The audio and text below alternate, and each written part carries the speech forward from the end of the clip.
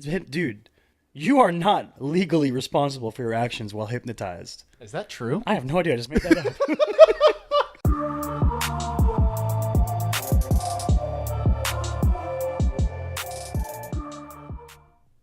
Hey, everybody, we in.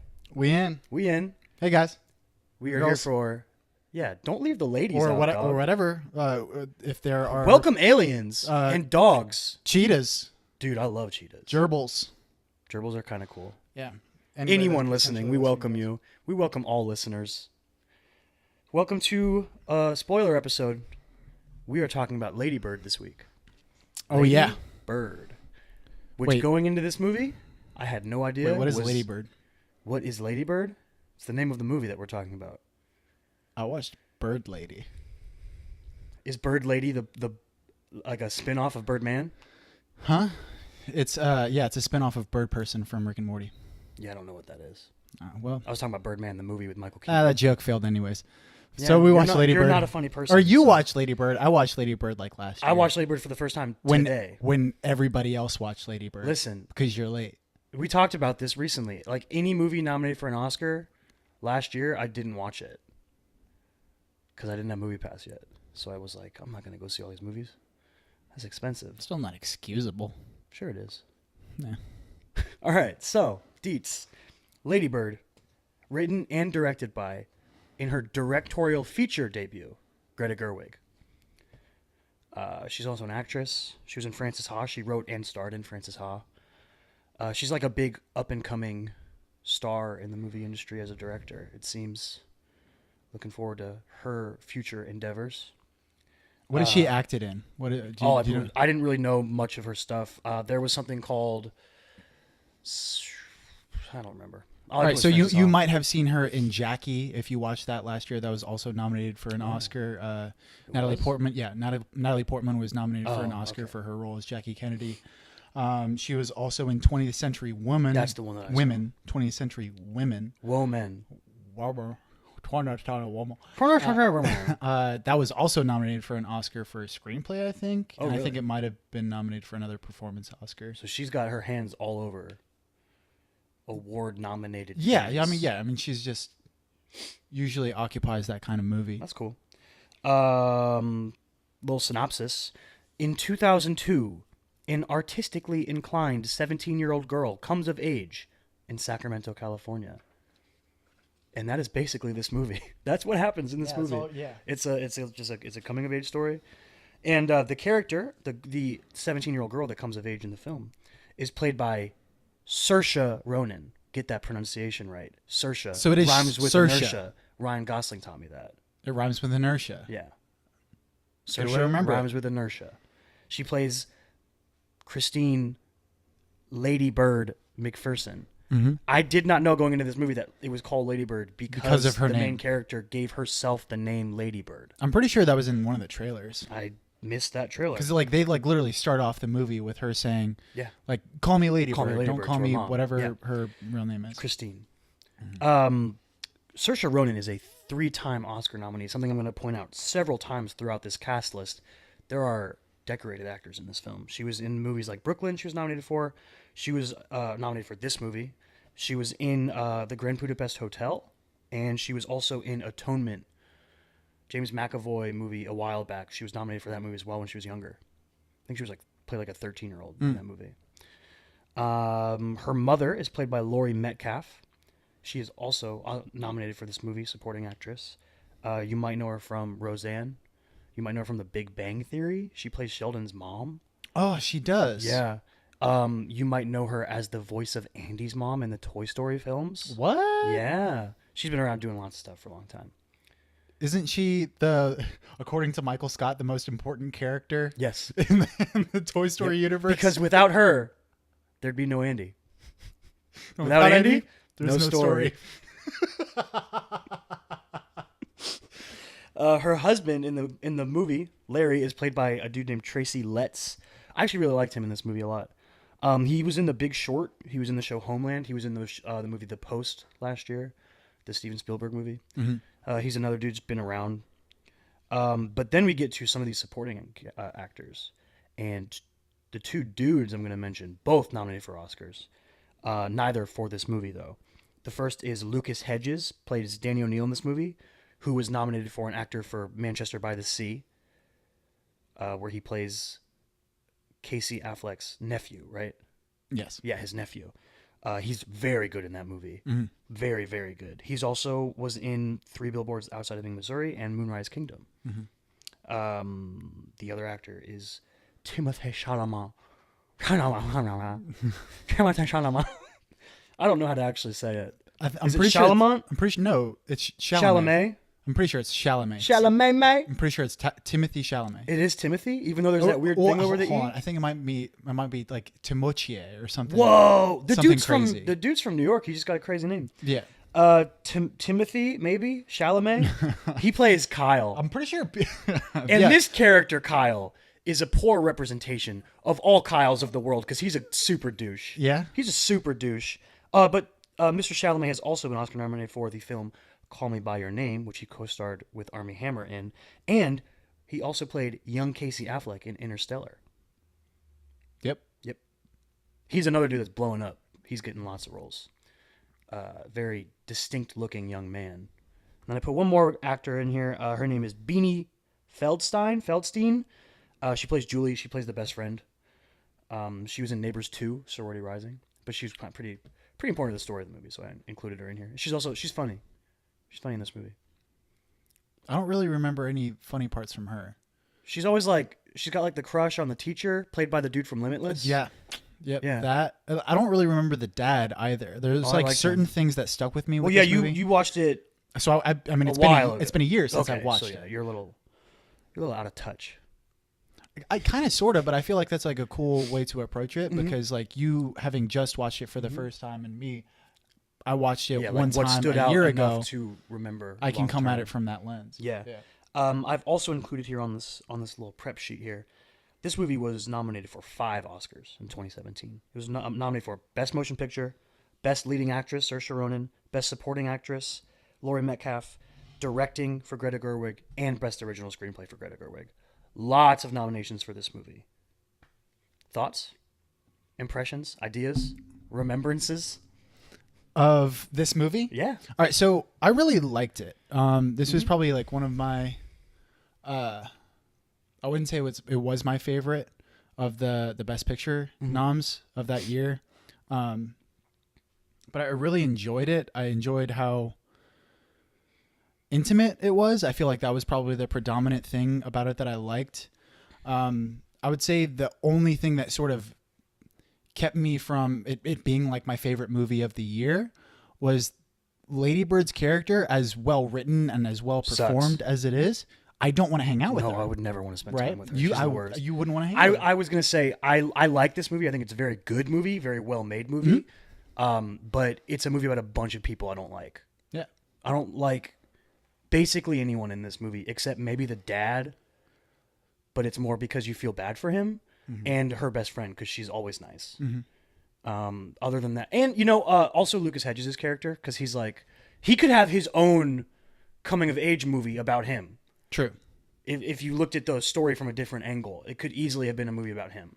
True. But other than that, Lady Bird is not very likable. She's super annoying and takes herself too seriously. Almost. I literally put that exact same thing down. It's Yeah. She's not self-aware enough. and I'm not. I don't want to say this that it's bad. It's very well done. It's just if she was a real person, I wouldn't want to be around her. It's a well-written character. And Yeah. I would I would compare it to something like Catcher in the Rye. If you really like Catcher in the Rye as a novel, okay.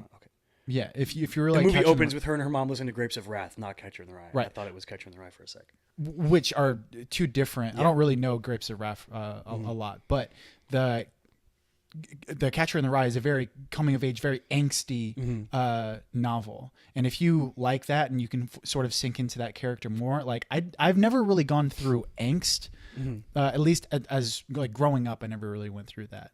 I didn't. You're going through it now. I didn't get to my angsty stage until I actually got into the Navy, and I read Catcher in the Rye while I was on deployment. Oh, okay. And it still didn't resonate with me a lot. But it has a lot of that sort of not able to taking itself too seriously, and not able to be down to earth and evaluate, being self-aware. It's something that like Lady Bird is kind of missing. Like I wish there was a little bit, but there are a lot of pros to her character that I really like and that I can relate with. Like the whole her wanting to get out of Sacramento. She wants to go to a place with more culture. Sacramento is an even bigger city than where we're from. It's like a billion times bigger than where we're from. Sacramento's a real city. Yeah, they have a basketball team. Exactly, they have a basketball team. But like where we're from, like there really isn't any culture other than like beach and fishing. Yeah. Like it's Margaritaville. If it has any kind of culture, that's what it is. Yeah. And I've always craved I remember working at the pizza place, and the pizza place that we worked at always had like shout out Jack. There was New York Times, like he would have the Times there, and I would like go through the Times and look at specific things. And there was one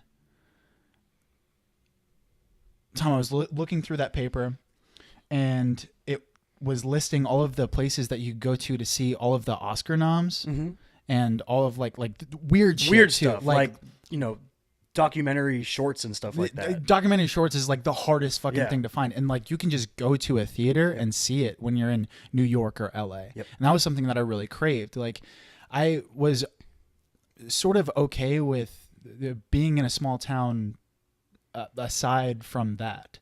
I liked being in a small town until I got out of high school. Does that make sense? Okay. Like I feel like once I was an adult, that's when I wanted to leave. But when we were in high school, people would complain about having nothing to do. But it's like, what are you gonna do? You're a high schooler. No matter where you are, you're gonna do the same stuff. Like pretty much. But once we got out, that's when I sort of craved, especially because I had to move back home after leaving for a year. I moved back home for a year, and that year was super hard in terms of I was like, I was living in Orlando around a bunch of people my age and doing whatever I wanted because I lived on my own, and then having to come home for a year was really hard. Yeah, it's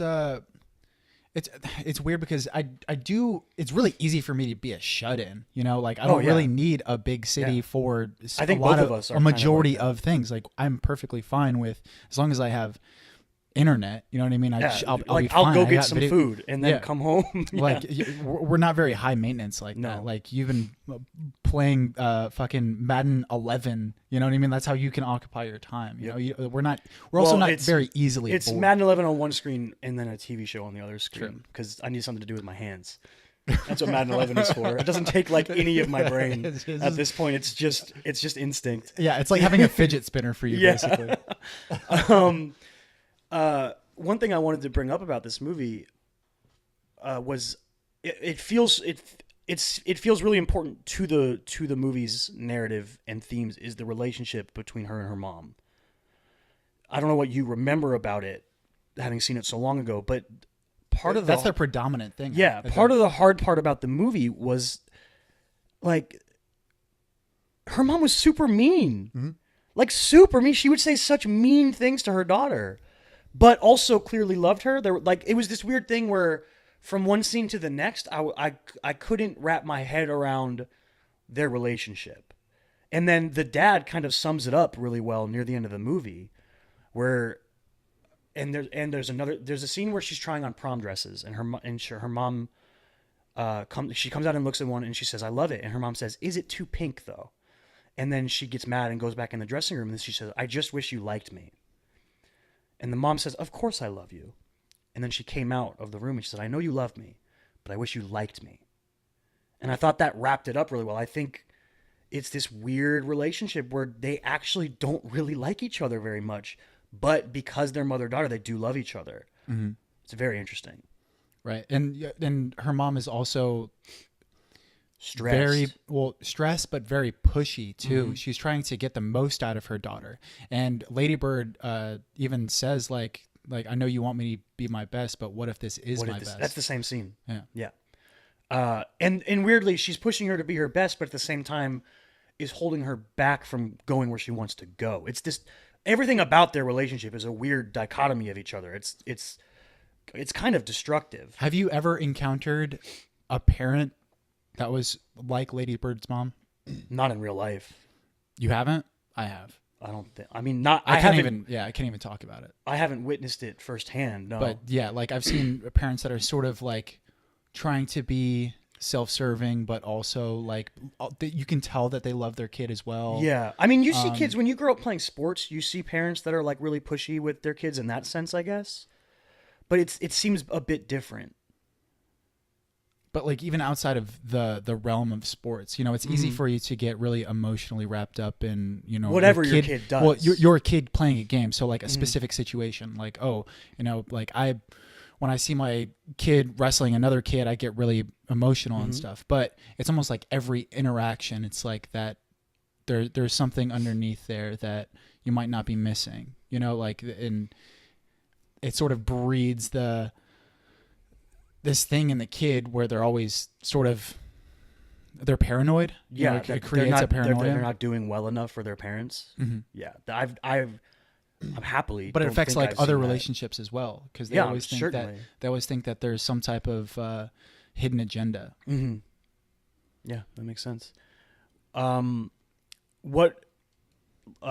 go into sort of her. So that's like her relationship with her mom is really complicated, and then with her dad is a lot more simple. But her dad's going through his own stuff that they don't really talk about too much. It's more hint because the movie is mostly about her relationship with her mom. That's what most of the movie is. But there's this, we kind of tertiarily are told that her dad lost his job, and then we're told later she finds his pills, and her mom tells her that he's always suffered from depression.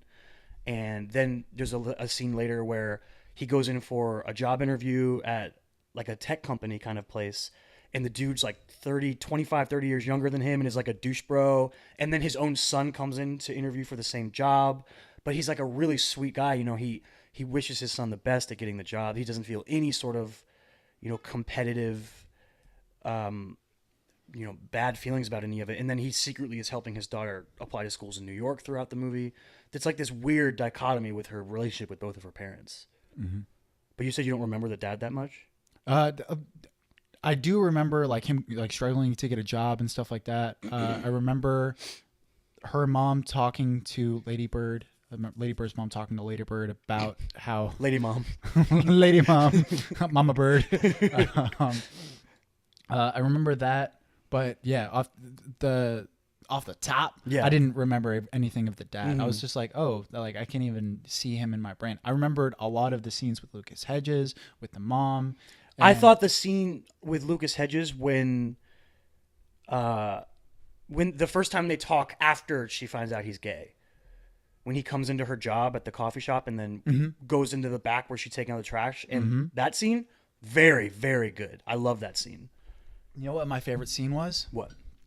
The one with Timothée Chalamet, aka Kyle. Yeah. The worst named character of the movie. Yeah, he's poorly named because that's not what Kyles are like. His name should have been like Grayson. But there was a scene where Kyle and Lady Bird hook up. They have sex, and basically like the morning after. They've been dating, but the moment comes. The morning after, Lady Bird is trying to cuddle up to Kyle. I don't think it's even in the morning, dude. It's like right after. Whatever, right after. She starts talking about how they both lost their virginity, and we took each other's flowers. We have each other's flowers, and then Kyle's like, I didn't lose my virginity to you. Yeah. And then Lady Bird sort of freaks out because she thought that they bought. It was special to her. Yeah, it was special to her, and Kyle says that you're gonna have a lot of unspecial sex in your life, which I really liked as a lot.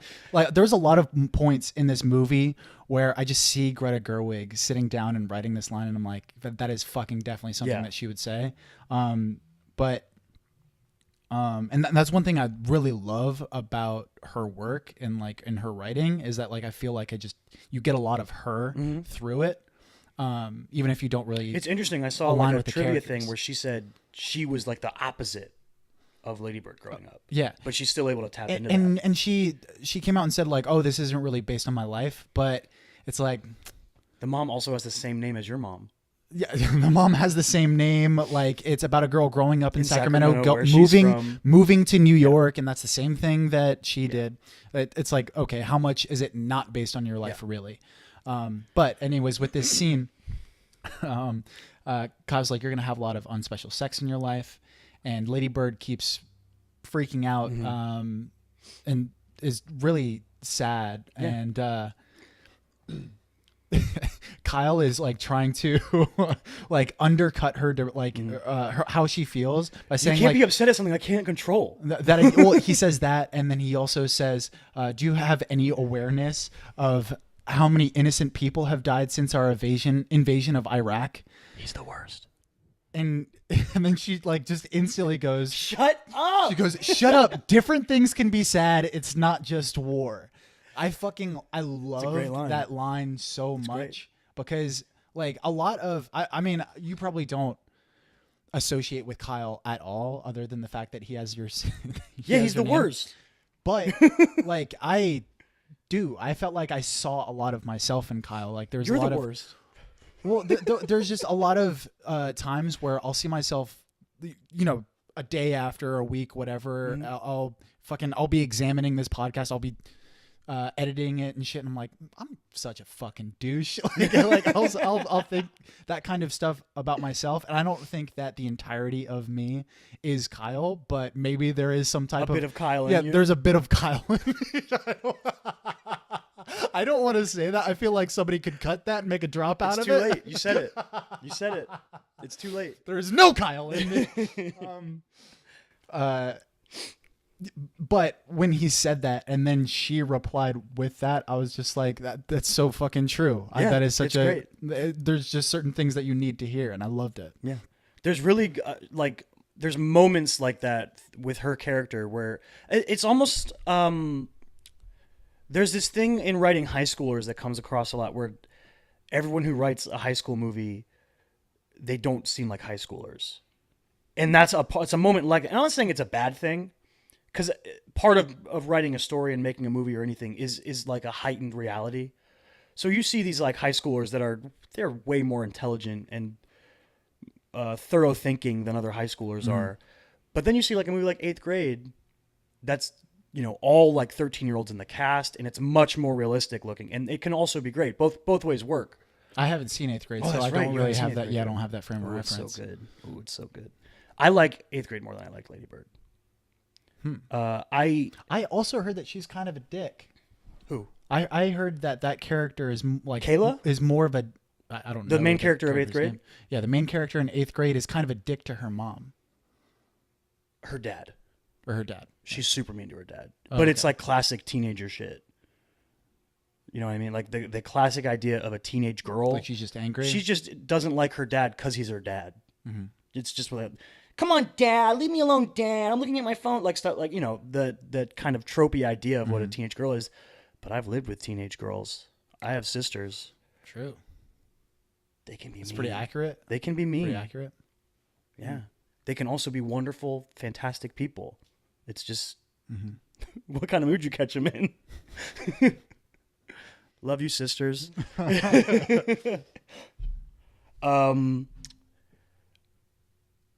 So when you watch this movie, it was already nominated for the Oscars? Did the Oscar nominations come out already? I think I watched it before the nominations already came out, but it was on a lot of lists of this what might be be nominated. And I sort of knew. Yeah. So I think I watched this, and I forgot what other Best Picture. I watched in like the same week before the nominations even came out. I don't know. I thought I would like it more than I did. I don't dislike it. I think it's very good, but I thought I would like it more than I did. It's in my wheelhouse of stuff I like. It's very well made. It's really well written as far as, you know, final product shows. I think it might just be because I don't like the characters that much. Yeah. I think that's why. If Lady Bird was someone that was more like us, you know, like Maybe. if she was a little bit more self-deprecating, a little bit more just down to earth, then maybe we would have been able to associate and align ourselves with that character a little bit more. Mm-hmm. But I mean, it was still really good. I would No, watch no, it. it's really great. It's really, really good. Like It's funny. superbly made. Yeah, I laughed a lot throughout it. Yeah, it's a funny movie. I laughed at, yeah, there's a lot of things that made me laugh in it. And a lot of it was little things, kind of like that line about not everything's war. That's like it's a small line in the movie. It's just, But like the reason that's my favorite scene is the fact that it blends comedy and tragedy in such a good, like, masterful way. yeah, because she's so upset. while also representing such a coming of age sort of problem. You know, the losing your virginity and it not being as special as you wanted it to be. Yeah, I just really I feel like that scene was just so exemplary of like everything about the movie. Super well made. I think my favorite. I think my favorite thing might have been the stuff with Lucas Hedges. It surprised me. I was not expecting the twist of him being gay. So it was like, it was building up to be a normal first love relationship thing. And there's like this scene where they're outside late at night and they like name a star. They do, the cheesy romantic stuff. And she's like, you can touch my boob if you want. And he's like, I know, but I wouldn't do that to you because I respect you too much. So that's Lady Bird as well as Lucas Hedges' character. You remember Lucas Hedges' character name? But yeah, they're like, it's Danny. So Lady Bird and Danny are like getting closer to each other because they're in the same like church group or something. No, right? So she goes to Catholic. Here's another thing. Yeah, I haven't even talked about that. Yeah, she goes to Catholic school. She goes to an all girls Catholic school, and then there's an all boys Catholic school as well. And they have a crossover theater program that one of the nuns tells her she should audition for and sign up for. So her and her best friend sign up, and then this dude Danny, played by Lucas Hedges, is like he's like the star. He's like the best actor, and they like watch his audition, and they're like, "Oh my god, he's the best!" And then they start dating throughout the movie. And there's a scene where they're just like outside late at night hanging out or whatever, and he's like, shouldn't you get home? Your mom's gonna be mad, all this kind of stuff. But she's like, you could grab my boob if you want to, and he says, I know, but I wouldn't do that to you because I respect you too much. And then he goes, and I respect you because I love you. And I was like, that is the most like Catholic school boy thing to do in that age. It's like, I'm pretty sure Greta Gerwig went to Catholic school growing up, so she like really tapped into that. Yeah, I was like, that is very real and very well done. Mm-hmm. And then, of course, later she meets Timothée Chalamet's character, and he's like the complete opposite of that. Mm-hmm. He's very like intellectual rebel kind of like hipster. Yeah, and he hangs out with, like his friend group is this sort of tertiary group that Lady Bird's friend doesn't like because they're like the popular people. It's like, classic coming of age stuff, but done with its own sort of very grounded take. I think is a really good thing. This movie is very grounded in realism, I think. Yeah. Another thing that I probably didn't like about Lady Bird's character was the fact that like she was so going out of her own way to be cool. Yeah. Like literally lying about where she lived to the popular girls in the school. Yep. Throwing aside her own friend in order to hang out with the more popular people in school. I don't know. It's just not something on the surface that I really related with. Like I'm okay with. It's not something that I ever did. At least like straight up lying to people about like in order to be cool. But I do get those feelings. She those also feelings had a of different existence because of the school she went to. She went to like a private Catholic school, and she was there on scholarship. Right. Because her mom said multiple times throughout the movie, at the public school, your brother saw someone get stabbed. So she didn't want her to see that. So they got a scholarship to get her sent to a nice Catholic school. So everyone she went to school with was like super rich. And she wasn't. And she made the joke the first time when she ran into Lucas Hedges' character at the grocery store. She made the joke that she's from the wrong side of the tracks. And that came back later. It actually like really hurt her parents' feelings that she said that. But yeah, different stuff like that. I had something outside the movie itself I wanted to talk about, and that is the production company behind it, A24. Oh yeah, let's fucking talk about it. A24 is the shit. Baller. They're fucking. Do you have a list of? I've got some some of stuff the here. movies? I couldn't put everything because there's so much, but A24 started in 2013 and has already been nominated for 24 total Oscars for all the movies it's made. Really? Yeah. Exactly 24. Yeah. They'll never get another one. They've had their wins. They've had include Brie Larson winning lead actress for Room. They won documentary feature for Amy, the Amy Winehouse documentary. They won Best Visual Effects for Ex Machina, and they won 3 for Moonlight. They won Best Picture, Best Adapted Screenplay, and Mahershala Ali won Best Supporting Actor, all for Moonlight. Some movies of note throughout the years, I again could not include all because there's so many. 2013, Spring Breakers, Spectacular Now, one of my favorite movies. 2014, Locke, starring Tom Hardy. 2015, one of your favorite movies of all time, Ex Machina, and the fantastic aforementioned Room, starring Trembling Nation's Jacob Tremblay. 2016, Green Room, Swiss Army Man with Daniel Radcliffe, The Witch, Moonlight. 2017, It Comes at Night, The Florida Project, Lady Bird, The Disaster Artist. And 2018 this year so far, Hereditary, 8th Grade, and Jonah Hill's Mid-90s. Yeah. And that's just like the surface. Now, and A24, there's way more horror movies that they do that I didn't really include because I don't know them too well. Right. They have tons of great stuff they've made. Right. But it's a completely independent company, right? It's not owned by one of the major six. I'm not going to definitively answer that, but I'm pretty sure that I really want to say that it's a completely independent company. But they are kicking ass. They're amazing. But they're also really good at hiring young auteurs. They do what in my dream world I would own a company like A24. A24, exactly. Yeah. And I would do what they do, and I would find creators who have visions, and I would let them make their vision. That's what I feel like every production company should be doing. Right. They say, Greta Gerwig, we like you and we like your ideas, and we want to help you make one of these ideas into a reality.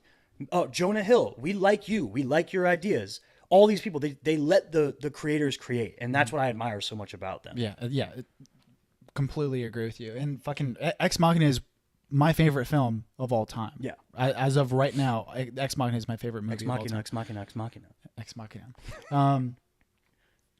But they're very focused on young auteurs and giving them complete creative control, and they're not very focused on tentpole franchises. No, not at all. They're almost exclusively indie style or horror movies. Exactly, but I don't think that they've even released a sequel, have they? I would have to look through. Maybe catalog. Some of their horror stuff. Maybe. I'm not sure. I don't know enough about The Witch. Out of their I'm biggest movies, I have yet to see it. Yeah, but why? A lot of these, why would you make a sequel? Yeah, they're not going to have a sequel to Room. I think maybe under a different production company there would be an Ex Machina 2, and I don't think I'd want to see it. Yeah, we've talked about this before about Ex Machina 2 and the possibilities of creating a sequel. Where does Ava go, and what does Ava do? I think it could be. I would say Ex Machina. Would it be called easier... Deus Ex? Deus Ex? No, I don't know, man. I don't know either. I don't know how I feel. If Alex Garland was behind it and he thought, if Alex Garland wasn't involved, miss me with that. Yeah, no way. That's going to be a no from me, dog. No way. But if he was like, I feel like there's a part of this story that, but he's come out and said that he's like, no, it's one and done. He's on to the next thing. What's his next? Doesn't he have something coming up that's pretty exciting? He had Annihilation come out this year. Isn't there something? Is he? Never mind. I'm not going to remember it, so I don't want to bog down time. Yeah, Annihilation was also crazy. I like Ex Machina more than Annihilation for sure. But Annihilation was cool. Cool movie. Wackadoodle movie. Do you have any final thoughts on Lady Bird? No, it's available on Amazon Prime Video. If you guys, if you're one of the weird rebel types that likes to watch the spoiler episodes without actually watching the original movies, you freaks, you crazy people, weirdos, you can find it on Amazon Prime Video. If this spoiler episode has somehow ignited your interest in watching Lady Bird. Definitely highly recommended. Check into that. 99% on Rotten Tomatoes critically, from critics. Critically insanely acclaimed. Mm-hmm. Insanely acclaimed critically. If you're the type of person who wants explosions and chase scenes and... Yeah, not for you. Not for you. You will be bored. It's going to be a no for you, dog. Yep. Next week, Fantastic Beasts next week, I think? Or is that... think? I can't... You're the schedule man. It's behind the TV and I can't see it. You should just have it like imprinted in your brain. Like, watch this. Watch this. Uh-oh. I'll hum something while you're gone. Da da da da da da da da da da da da da da da da da da da da. Fantastic Beasts. Beasts. Fantastic Beasts. Beasts. Yeah, Fantastic Beasts next week. We already got our tickets. I'm real excited. I want to rewatch the first one before we see it, but I don't know where to find it. And I'll never find it in some illegal fashion and watch it that way. Nope. Why would anyone ever do that? We don't do that. Well, I wouldn't even know where to start. I wouldn't. Do you go to the prisons? I don't know.